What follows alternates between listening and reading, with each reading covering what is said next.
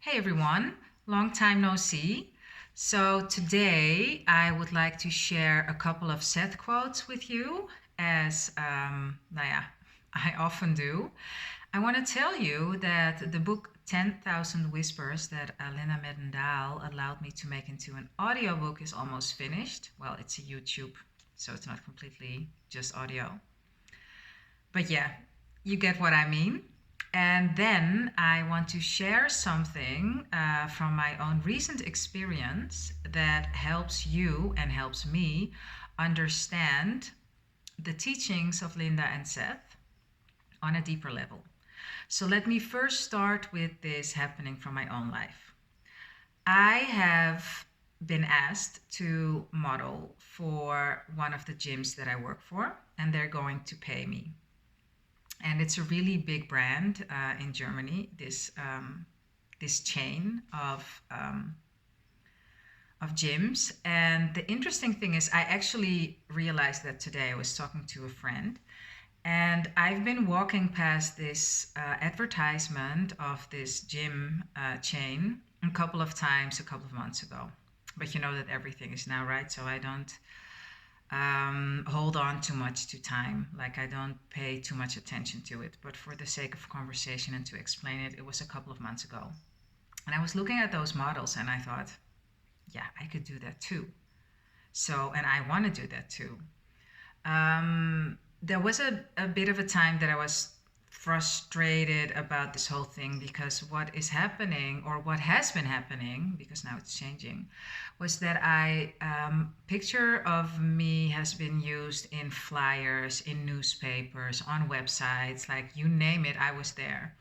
But then I didn't get paid for these things. They just used my picture, either because I was part of a campaign that I decided to be a part of for one of the employers that I was working for, or I was in a photo shoot and they decided, which was also for a yoga studio, and they decided without consulting me that to use my picture in flyers, and they displayed it somewhere on a really busy shopping street, and all these things were happening, and I thought, what the fuck is going on? So that's a bit of a background that I thought when I saw this picture of these people, I thought, I can do that too. I'm definitely as good enough. And, so fast forward a couple of months later, I got asked to be in a photo shoot for this brand, and it's paid. I have to say the payment is not what I'm envisioning, but there's something happening. At least I'm getting paid. At least there's something changing. And so what happened was there were 2 dates, and I had to choose one of those 2 dates. So I chose one of the dates. And first it started off with a higher amount, and then the amount changed to a lower amount. And I thought, interesting. I'm creating first a really nice pay, and then they lower the amount. What is alive in me that this is happening? And I thought, okay, I don't know exactly, but I'll figure it out. So then I get a message asking, hey, there's an extra shoot. So I didn't have to choose, like I already chose between 2 dates. There's an extra shoot. Do you want to be a part of that? Which was for the initial payment, which was higher. And I said, yeah, sure. And I thought, haha, cool. I created another shooting. Then they canceled me for the second shooting. And I got annoyed with myself, because I know that I create everything with my thoughts, feelings, and beliefs. And I also know that things change in a moment's time. But still, I was annoyed.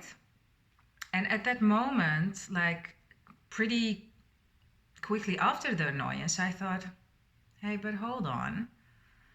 This is happening for a reason, and probably my inner child just needs some loving care, And that's what I did. I just focused on my inner child. I just focused on feeling okay and being proud of her and proud of myself, because my inner child is me. Being proud and happy and loving. And what do you think? They booked me back. So there's actually a bit more to it. So there was one more time that it went back and forth. And the funny thing was, I thought, you see, there you go. Because I was really focusing on my state. I forgot about this whole thing. I thought, whatever, I'll create something different soon. So I focused on something else. I just focused on feeling good and feeling happy and feeling sexy and feeling confident. And what do you know? They changed it back. So now I'm doing the 2 shootings again. And I could really see what was happening. I could really see what was going on and how it was linked to my state. So that's the thing that I wanted to share with you with regards to my own life. There are other things happening, but I don't want to make this video 500 minutes just talking about all the things that I experience at the moment. I'm sharing this with you so that you don't get attached to back and forth from other people, because the other people are just reflecting what's going on inside of you. And that's the last thing that I want to say about it, because there was a part of me that thought at one point, wait a minute, I'm going to tell her that she can't push me around like this. And that was just a split second. And I thought, no, I'm creating this. We're co-creating this. Like, I'm creating, she's just reacting to who I am being. And since everything is now and everything happens at the same time, and I'm choosing my probabilities based on how I act, or how how I feel and what I believe to be true. Like, she echoes back to me what's alive inside of me. So I'm super happy that I didn't go there. And all turned out exactly how I wished it to be. So now for the quotes. It's from Linda's book, and it's the book that I'm making an audio book of. Images made manifest. Seth says, to act in an independent manner, you must begin to initiate action that you want to occur physically. This is done by combining belief, emotion, and imagination, and forming them into a mental picture of the desired result. Of course, the wanted result is not yet physical, or you would not need to create it. So it does no good to say your physical experience seems to contradict what you're trying to do. So in short, don't complain that you don't see it. You're not seeing it because you haven't envisioned it, you haven't felt it, you haven't. So as within, so without. Then, I love this part. This really hits it home. Visualization efforts are never wasted. The EE units, and EE is electromagnetic units. Was it? EE? I forgot the exact term.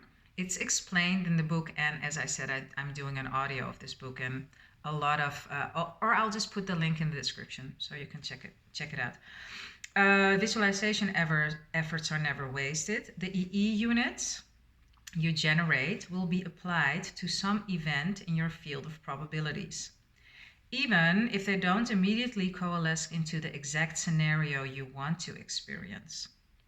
If an event occurs that isn't directly related to your visualization, but still reflects part of your desire, acknowledge it as a direct result of your work.